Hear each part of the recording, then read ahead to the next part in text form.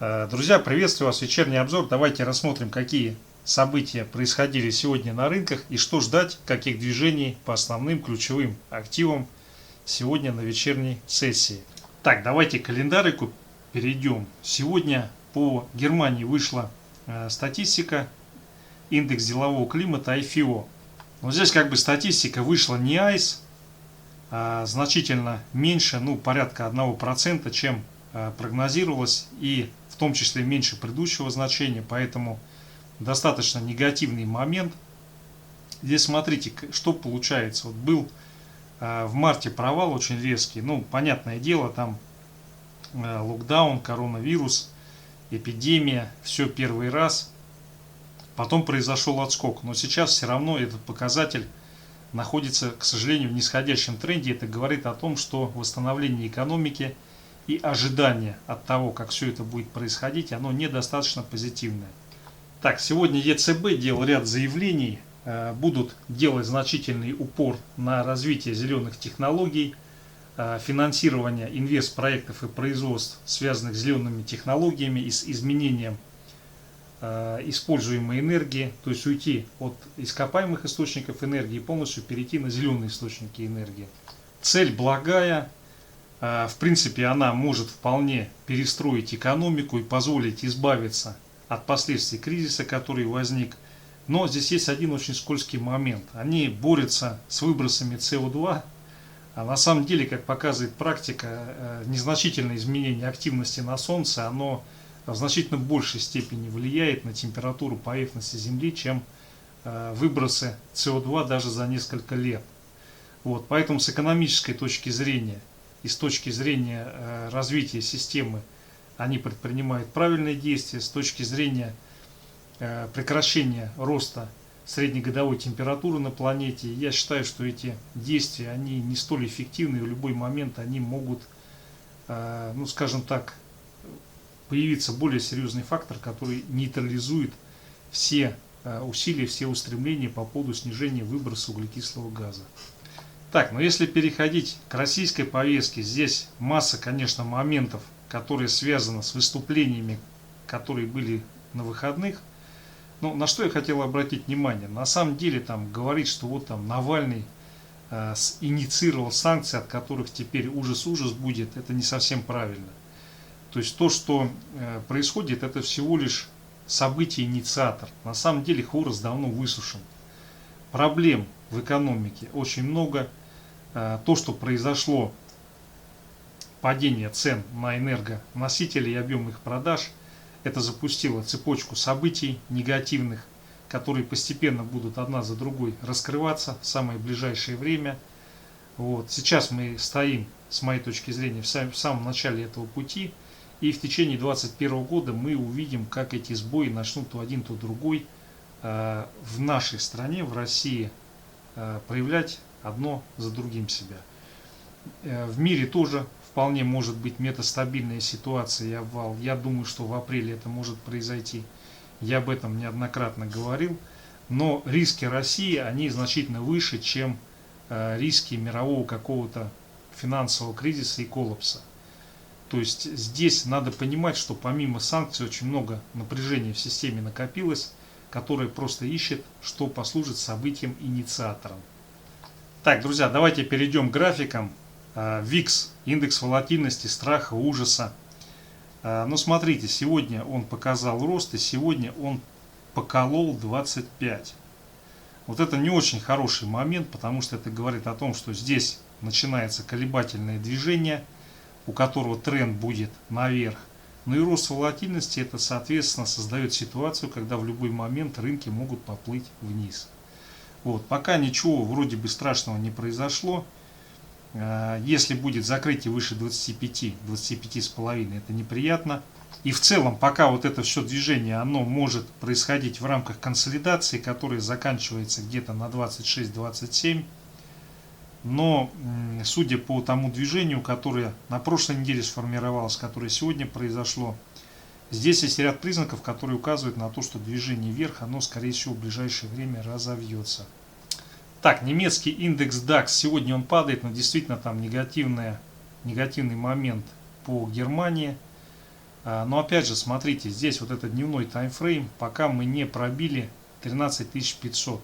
13500 пока не пробили, здесь особых поводов для беспокойства нет. Вот если будет устойчиво пробито 13500, 550 и 13500, то в этой ситуации он просто перейдет вот сюда, вот в другую консолидацию, и здесь какое-то время он будет находиться. Но, по крайней мере, на текущий момент особых оснований для какого-то внезапного падения и движения вниз по немецкому индексу я не наблюдаю. Так, далее американский индекс SFD на фьючерс S&P, дневной таймфрейм. Здесь у нас есть волшебный уровень 3720. Вот в случае его пробития, вот эта дневная формация на дневных свечах, она скорее всего будет разворотной, и мы начинаем энергично двигаться вниз, ну, скорее всего, на 3550. Пока вот этого не произошло, он находится в растущей формации, и все коррекционные откаты будут наиболее вероятно откупаться. Как только здесь будет пробой, движение вниз может пойти очень резво. Так, вот по NASDAQ очень интересная картина. Обычно я его не рассматриваю, но есть на то причины. С моей точки зрения, достаточно одного индекса рассматривать на них, ну, то есть либо S&P, либо NASDAQ.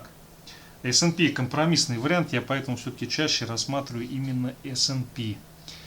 По NASDAQ достаточно интересная картина. Сегодня произошел прорыв, вот, но после такого прорыва может не остаться времени на раскачку и может развиться движение, ну, как минимум на 13 тысяч, вот куда-то сюда. Посмотрим, как завтра будут развиваться события. Если завтра пойдет движение вниз и пробой 13350, то в этой ситуации наиболее вероятно, что на этой неделе мы увидим движение вот сюда вот. А дальше уже надо будет смотреть. То есть это движение, оно либо здесь закрепится, либо отсюда пойдет дальнейший пробой, движение вниз. Ну, здесь как бы VIX в помощь, то есть по VIX посмотрим, куда наиболее вероятно разовьется движение на этой неделе, ближе к концу. VIX показывает, что да, как бы назрела необходимость для хоть какого-то коррекционного отката, более или менее ощутимого. Но пока он не ушел выше 27, я думаю, на хаях будут держать и NASDAQ, и S&P. Так, друзья, далее нефть Brent, дневной таймфрейм. Ну, смотрите, по нефти мы находимся в консолидации.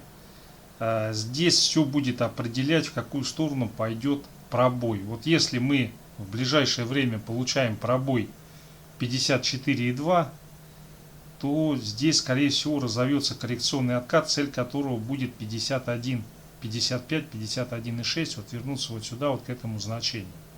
Пока такого пробоя нет, мы, соответственно, держимся в этой консолидации, и в случае пробоя верхней границы у нас уже на повестке дня будет стоять $60 за баррель.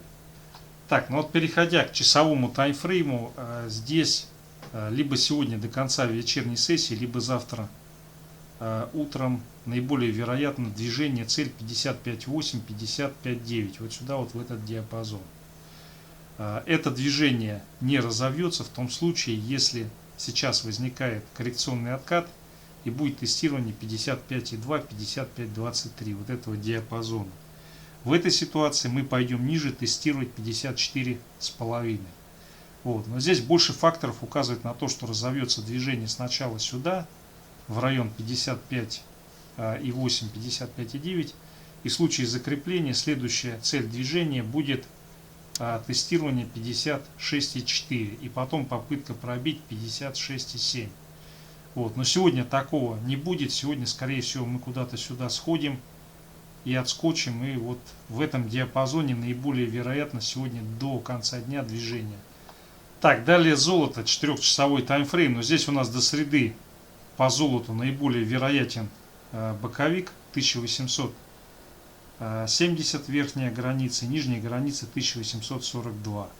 Так, ну а сейчас на текущий момент, я думаю, наиболее вероятно разовьется движение, цель которого будет 1867-1869, вот сюда, в этот диапазон. Соответственно, если сейчас возникает откат и пробитие 1851, то в этой ситуации мы пойдем тестить наиболее вероятно 1842. Но я все-таки склоняюсь к тому, что сейчас движение как-то вот сюда вот разовьется, по крайней мере задерка, а потом может быть и откат. Так, друзья, далее рубль-доллар, USD Tomorrow, 15-минутный таймфрейм сразу беру. На что хотел обратить внимание, я думаю, сейчас на текущий момент, если не будет пробития 75,3, то мы отсюда от текущего значения пойдем на 75,7, 75, 75, вот сюда, вот к этому значению. Если сейчас все-таки возникает пробой вот этого уровня, то отсюда мы пойдем отрабатывать цель, которая находится на 75.1, 75.15. Так, далее евро-доллар, дневной таймфрейм. Ну, смотрите, вот здесь, по сути, после того, как 1,21 пробили, он силу роста потерял. Силу роста потерял, но пока здесь происходит консолидация, и сказать, что вот все как бы сейчас евро начнет падать стремительно к доллару, пока как бы такого сказать я не могу, но с учетом пробития 1.21 все-таки вот этот порыв, который у него был, он несколько рассеялся. Так, ну вот переходя к часовику, здесь сейчас наиболее вероятно вот это движение разовьется. Цель этого движения будет 1,2160, 1,2163, вот сюда, вот в этот диапазон. Соответственно, движение это не разовьется, если сейчас в результате коррекционного отката будет пробой 1,2130. Вот если такое произойдет, то мы пойдем сначала на 1,2114 и потом в район 1,2085, вот куда-то сюда. Вот. Но мне видится сейчас больше вероятность того, что все-таки движение оно куда-то сюда. Ну, сюда, я думаю, вряд ли добьет, а вот куда-то сюда оно будет, а там уже появится ясность, то ли будет консолидация в этом диапазоне, то ли отсюда разовьется коррекционный откат на 1,2120. Так, друзья, ну далее фьючерс на индекс РТС. Здесь сегодня у нас, конечно, было вот это движение вниз, но оно, тем не менее, несмотря на весь негатив, развития не получило.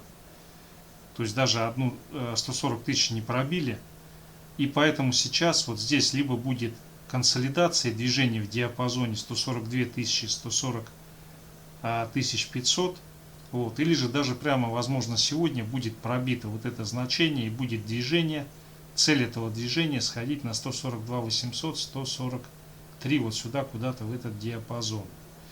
Здесь, в общем-то, вполне возможно, что произошел разворот и будет движение, в том числе на 146 тысяч, но учитывая геополитические риски, наверное, такому сильному движению, ну, относительно сильному, ему сейчас развиться не дадут, мне так кажется. Но вполне как бы сюда можем сходить и потом отрикошетить на 141 тысячу.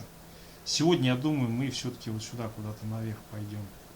Все, друзья, спасибо за внимание.